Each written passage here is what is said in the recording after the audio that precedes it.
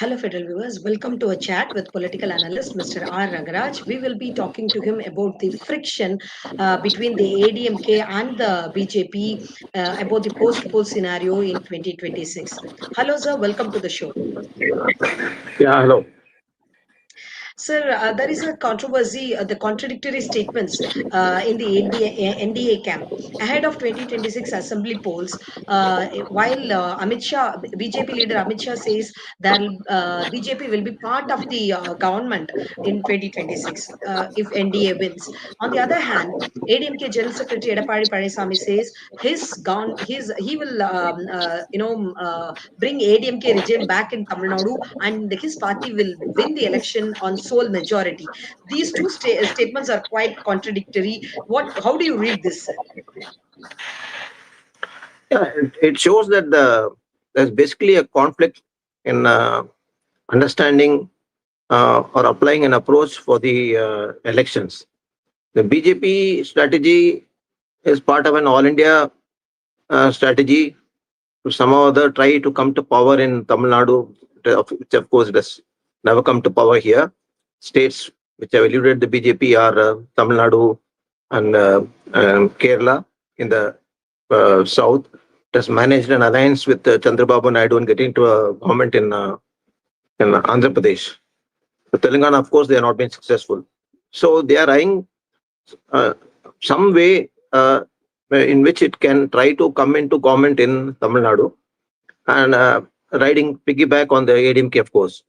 So it hopes that there will be at least a couple of ministries allotted to BJP if the ADMK alliance comes to power. And more importantly, it wants to signal a message that it is the NDA government and not the ADMK-led government. So that is also one of the causes of friction. The ADMK wants to project the election as the ADMK's bid to come back to power, um, take away power from the DMK and come to power. And it is clearly targeting at forming a government with just the ADMK ministers. It has no plan to include other parties in the government. In other words, it's a government of the ADMK without any representation to its alliance partners. That is how the ADMK is trying to project it, claiming that the people of Tamil Nadu want a clear-cut government.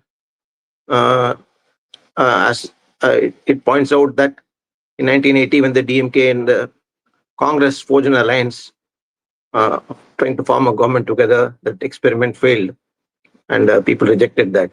That is not quite a valid argument because there are other reasons for that, but let's not go into that. The fact is that the ADMK does not want a coalition government, it does not want any coalition partners. And the BJP wants a coalition government because that's the only way it can come into government, even if the ADMK is heading the government.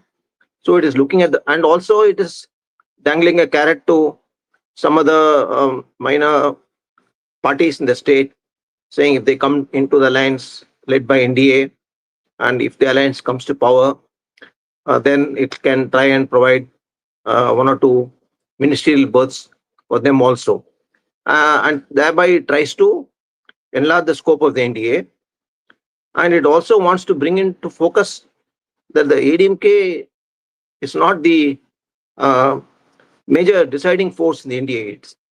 As far as the BJP is concerned, it wants the BJP to be seen as the one calling the shots and heading the NDA alliance, even if the ADMK uh, provides a chief ministerial candidate.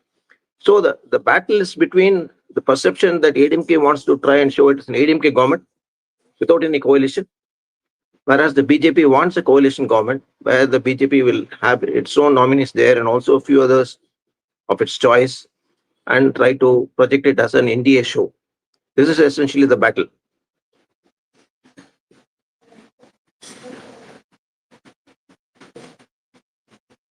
Federal viewers, we are currently discussing about how there is a clash between ADMK and the BJP about the coalition government in upcoming after the 2026 assembly polls. Like, share, and comment on this video. I'll be going for the my next question. Mr. Rangaraj, do you think this current friction between the ADMK and the BJP will help DMK to get votes to add credibility about its alliance with Congress and other minor parties? So the important issue is the DMK led alliance is fairly clear about its objectives, that the DMK will get the government. And thus far, even if one or two parties like the Congress and VCK, the Dalit Panthers of India party, uh, they were interested in sharing power with the DMK if the alliance comes to power. But the DMK has flatly refused to entertain any such thought, and it aims to provide only a DMK government. So the picture, as far as that alliance is concerned, it's very clear that the DMK will form the government and its ministers will be that of the DMK. So there is very little confusion there. On the other hand, the opposite alliance and so on, there is apparently confusion here. But more importantly, uh, there is inconsistency as far as political issues are concerned, key issues of Tamil Nadu are concerned. There are also a lot of problems relating to uh, the kind of partners who will be present in the NDA. The erstwhile partners, like the Pataliya Makkal Katchi, is caught in a family feud. The DMDK led party formed by late actor Vijaykanth is also in a confused state. It is sending signals to the DMK as well. There are also signs that the one section of the DMK is reaching out to the PMK, led by its founder, Dr. Ramdas, while his son, Anbumani Ramdas, former union minister, also the PMK, uh, is heading another faction in the party, and the party is clearly proceeding on the lines of a vertical split. So one grouping may be in the NDA, and the other, led by Dr. Ramdas, you're not sure as to what his political alignment is going to be. So even within the NDA, there are already several weakened parties, like the PMK, the DMDK is also unhappy with the ADMK. Um, so you have an alliance which is not clear about its strategy of government formation. It's not clear about who will be in the government and who will support from outside. Even the partners in the Yeah, alliance are my not clear. question is about this current friction. Yeah, How will this be perceived by voters and the cadres? Don't you think exactly. this will disappoint the cadres, and even for the voters, they will feel, they are being the alliance is not in a good shape. It is yet to take shape. It is yet to gain strengthen. So how will they feel? Gain the confidence to vote for this alliance? Exactly. So you have one alliance which is very strong and clear, and the other is divided and confused and in a chaotic state of mind. So that's the choice now before the electorate. So if they are thinking about a stable government that is cohesive and compact, on that count, the ADMK led alliance will suffer.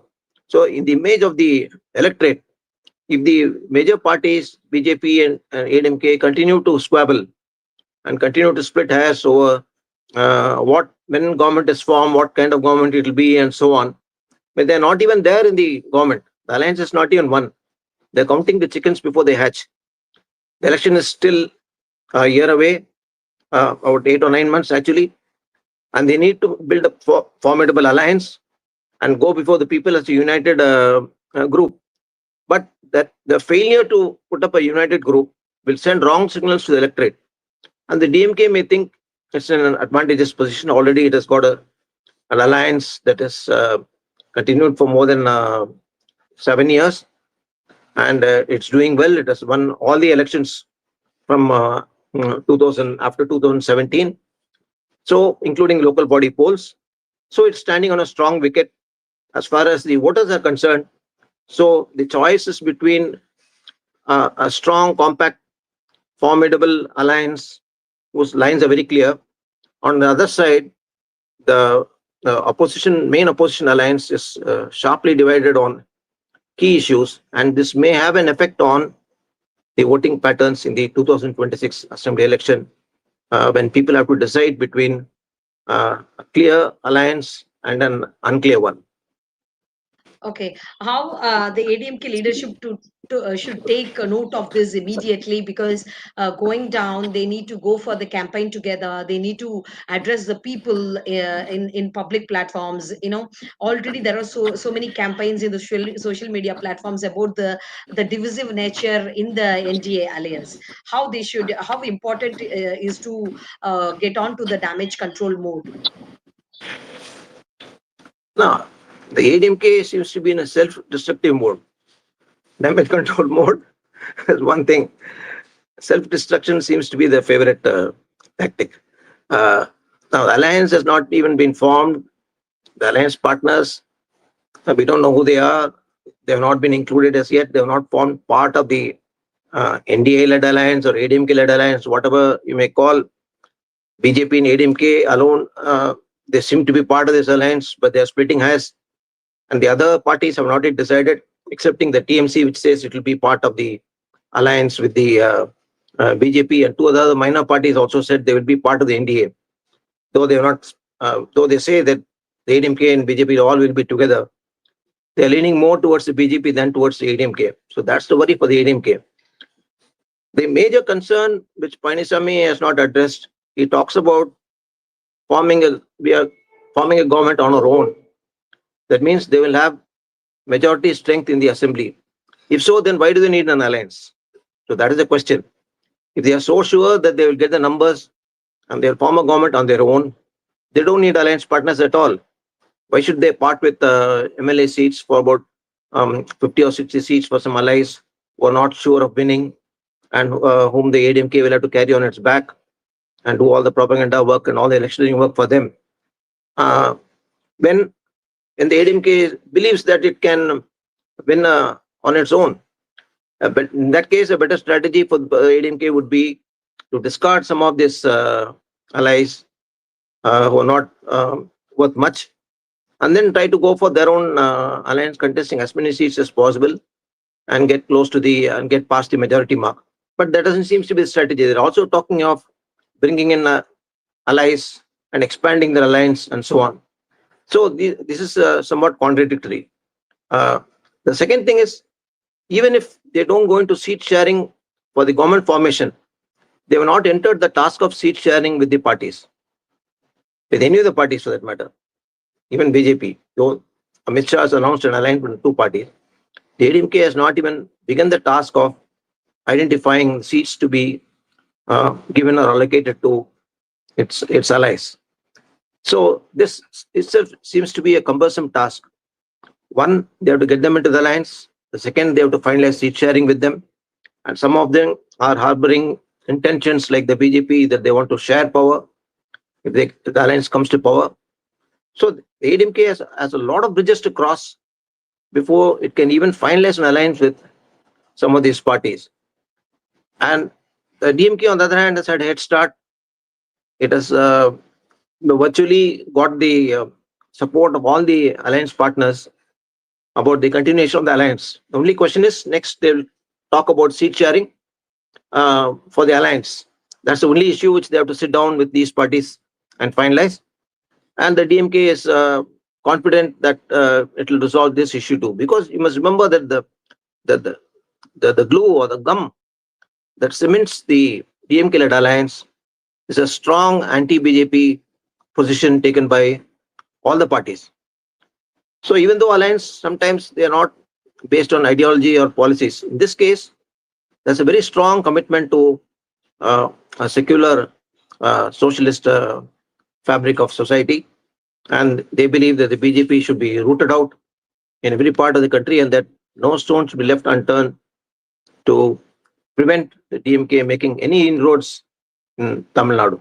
On that, all these parties are very clear. So that's one major fact that comes to the help of the DMK. The ADMK alliance, on the other hand, does not have any such glue. Although they keep saying we must come together to try and somehow defeat the DMK, It doesn't matter whether some of the parties, whether it's the DMK is in power or ADMK is in power. That's an important issue only for the ADMK and maybe to some extent for the BJP. But some of the minor partners, given an opportunity, if there are seats provided by the DMK, though it's a bit tough task, the PMK and the DMDK, for example, if they are given a few seats in the DMK-led alliance, they may consider it because they believe that that is a alliance that can uh, be sure of victory if the alliance is intact. So these Fine, are sir. all Fine. different permutations and combinations going on. Okay, fine. So, thanks for sharing the input, sir. You have explained how ADMK has to concentrate and wipe out this self-destruction mode again of this 2026 assembly polls. Thanks for your inputs. Federal viewers, please comment on this video and please do watch our political analysis that comes up every day on thefederal.com. Thanks much for joining us in this interview. Thank you, sir. Thank you.